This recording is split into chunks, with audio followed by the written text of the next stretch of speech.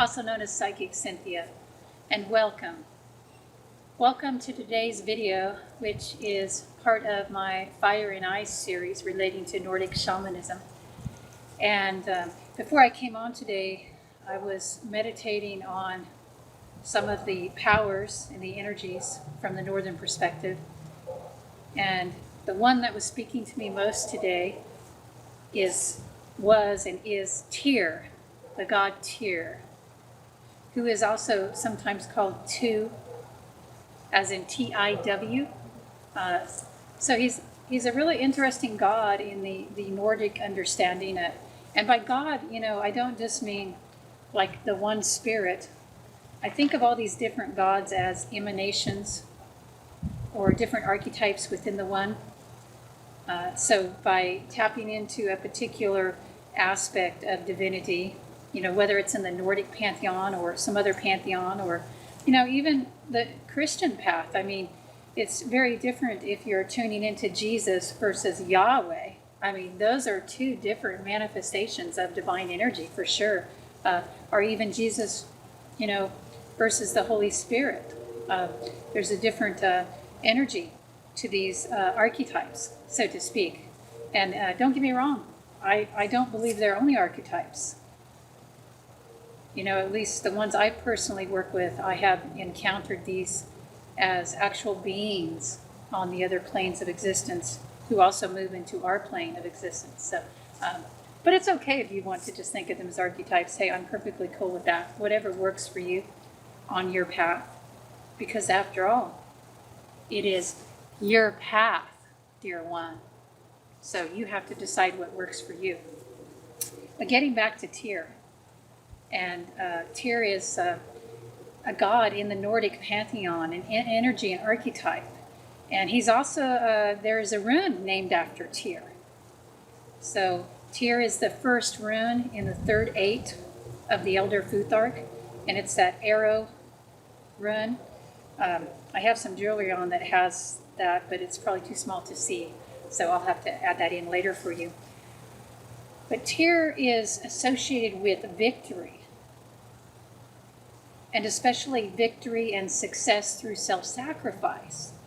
And it's possible that this god Tyr, who relates back to Tu, which is also connected to Zeus, and even back further, it's possible this is the oldest divinity on Earth.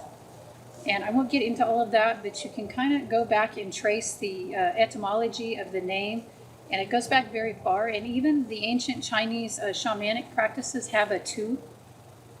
So it's interesting. And Tyr, in his original form, he was a sky god. Like if we go back very, very far, so he was a cosmic god seeing the big picture. A lot like Zeus, a lot like Jupiter, or a lot like the all-knowing Christian God concept. But then as, the myths go on and society marches on and the ideas about Tyr change, he becomes more of a war god. And of course, that's just partly because as civilizations rose up, there was more systemized war. And Tyr starts to reflect that. So Tyr is not battle hungry, though. He is the one that we take conflicts to get justice. If you feel that you have been wronged somehow, or if you know that you're in a situation where you're seeking justice, and you know that you're merely just seeking justice, you're not seeking to harm another, you're seeking what is fair, what is true, what is right, what is honorable, then Tyr is a god to call upon, an archetype, an energy. But he's not only about conflict. I want to make that true. And you can tell this by looking at his rune, which is an arrow. And also by looking back at the old myths, there's an association in the rune poems with Tyr and the Norse star, the pole star.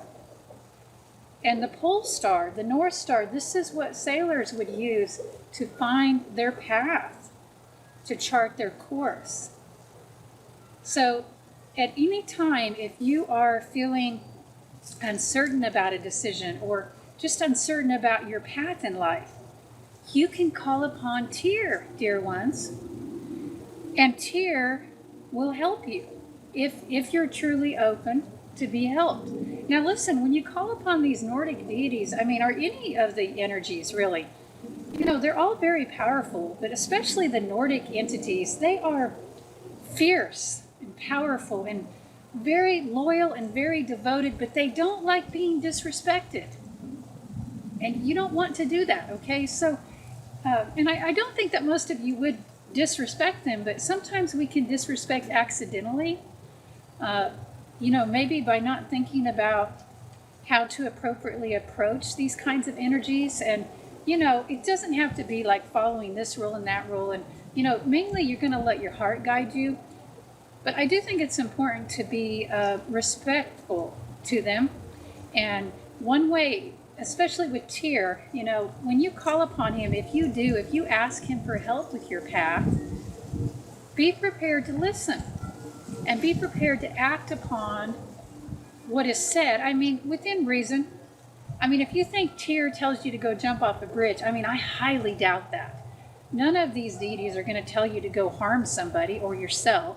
If you think you're getting that from any entity, I mean, you just need to quit channeling for the day or quit doing ritual and go eat a hamburger or a veggie booger and calm the heck down, okay?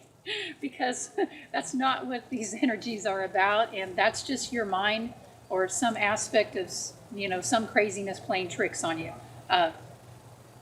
And certainly Tyr would not be telling you to do that. Tyr may help you prepare to go to battle.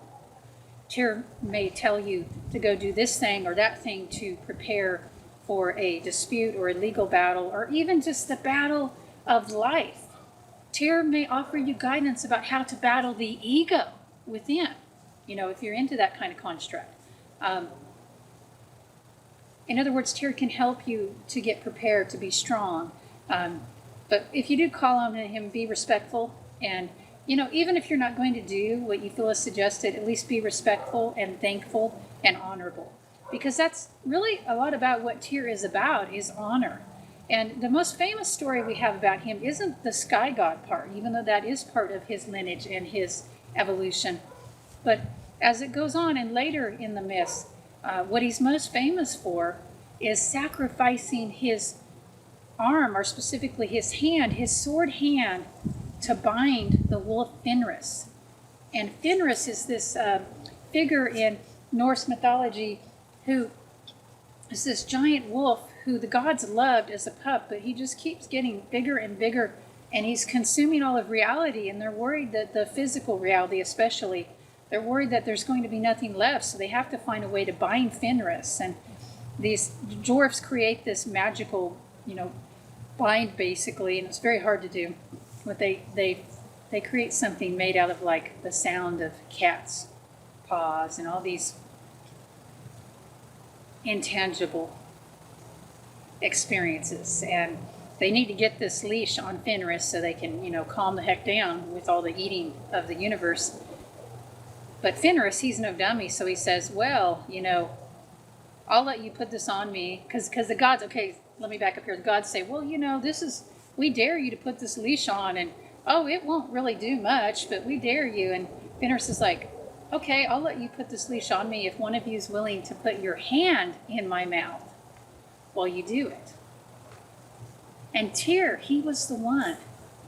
He put his hand into Fenris's mouth, knowing, he had to know that he was going to lose that hand. He's going to lose his sword hand, his main tool that he relied upon for fighting and being courageous in the world. He was going to have to sacrifice that. So Tyr is a god of sacrifice. He is not just a god of victory. He is a god of victory through sacrifice, through the willingness to do the work. But, yes, he did lose his right hand, I don't even know that the myth says his right hand, but it implies his sword hand, whichever one that was. But in the loss of his sword hand, he gained something greater.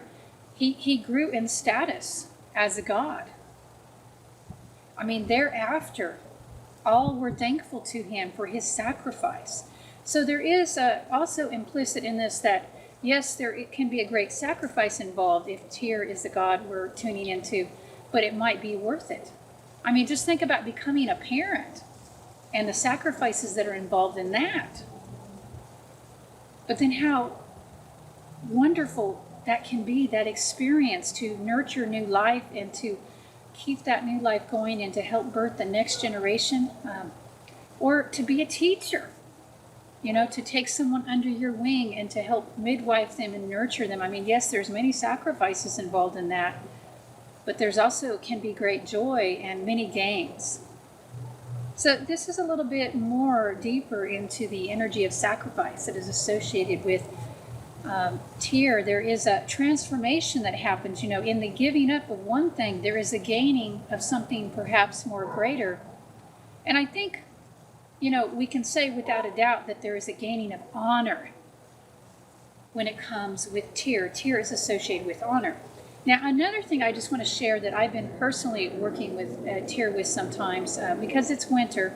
That's why I'm wearing this hat, by the way, and it's a little colder, and sometimes I get a little down in the winter. I don't really have seasonal affective disorder like some do, but and my heart goes out to you if you have that.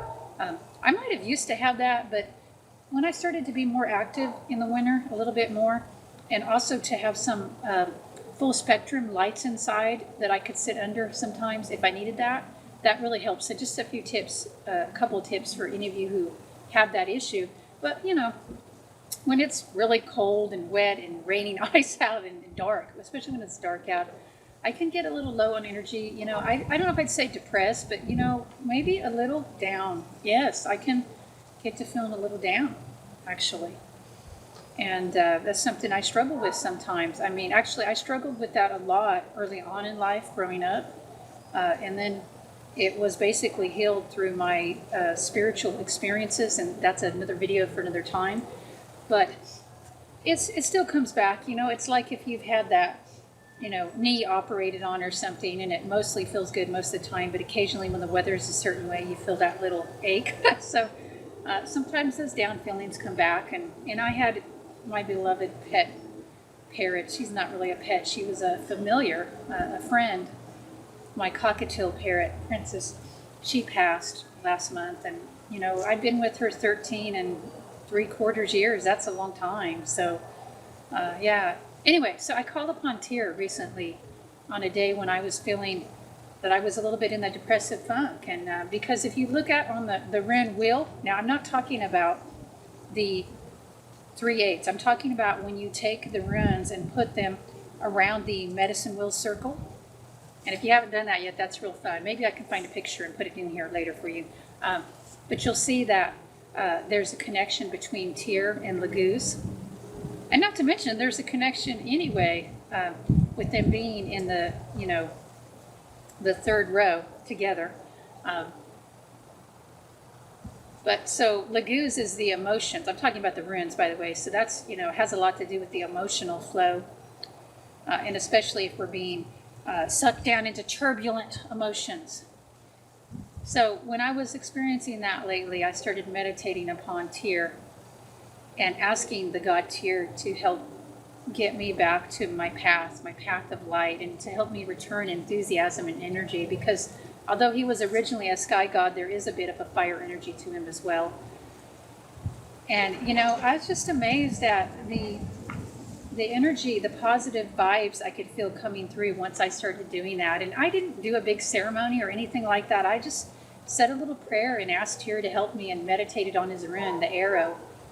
And that helped. So I wanted to share that with you just as a tip that maybe you can think about, because Tyr is a battle helper god. He helps us with our battles and our conflicts, and maybe he helps us to win. Okay, he helps us to win the righteous conflicts, the righteous battles. If you're not in the right, he's not going to help you win. But maybe you can think of it that Tyr can help you, dear one, to win the battle of life. It's true that if we're here long enough on this planet, some days it feels like a struggle, doesn't it? I'm not saying it has to be a struggle, don't misunderstand, but I'm just saying, hey, some days it's hard to get up out of bed. Some days you don't feel like it. Or maybe you get up out of bed, but your heart's not in it. I feel like Tyr, even though you don't hear about this much with him, I feel like he has a really big heart, a big vibration, a big energy, And some people even say he's a giant. I don't know about that. I don't know that I think Tyr was a giant, but he is a giant among the gods.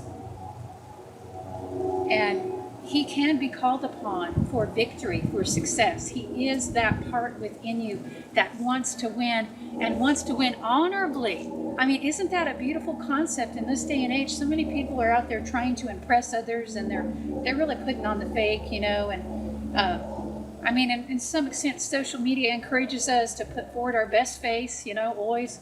But Tyr, you know, he didn't always put forth his best face. I mean, in a way, he put forth his most noble face. But I imagine when his arm in his hand was in the mouth of Fenris, I mean, I imagine that he wasn't thinking about how good he looks on Instagram. Okay, you know what I'm saying?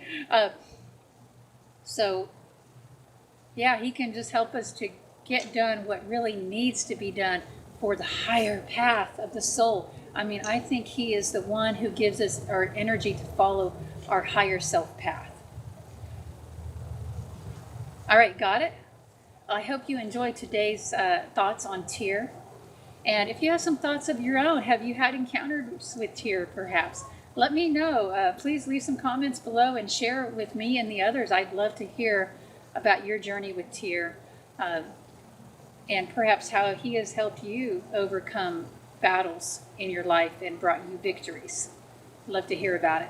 Until next time, I'm sending you all the love in the world, and may the powers themselves and the powers of the runes watch over you and guide you and protect you on your journey. Bright blessings.